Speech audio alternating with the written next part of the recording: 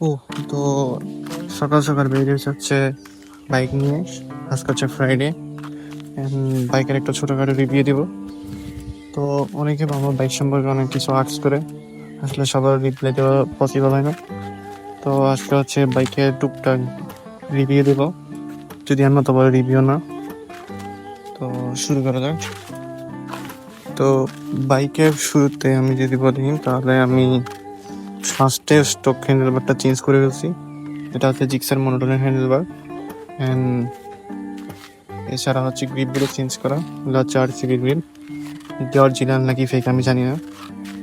এরপরে যদি বলি, তাহলে সামনে হচ্ছে ডিআরএল ইনস্টল করছি। যদি আমি ডিআরএল অনেক রকম লাগিয়েছি, এর অনেকগুলো মুড আছে, পার এক এক রকম। তো আর হচ্ছে সামনে হচ্ছে ফকলাইট লাগানো, আর পিছনে হচ্ছে মোটর টায়ার ইনস্টল করে। এটা মোটর টায়ার ইনস্টল করছি, এতে কর্নারিং করতে মোটামুটি একটু কনফিডেন্স পাওয়া যায়, যদি টায়ারের অবস্থা এখন খুবই বাজে আমার। এছাড়া বাকি পুরো বাইকে স্টক আছে, আর কোনো কিছু চেঞ্জ করা হয়নি, একদম স্টক, মিটার নাই। বাইকে আরো কিছু ইনস্টল করার চিন্তা ভাবনা আছে, যদি এখন সম্ভব হচ্ছে না, এক্সামের কারণে বের হতে পারতেছি না ঠিক মতো। তো এই ছিল আজকের ভিডিও।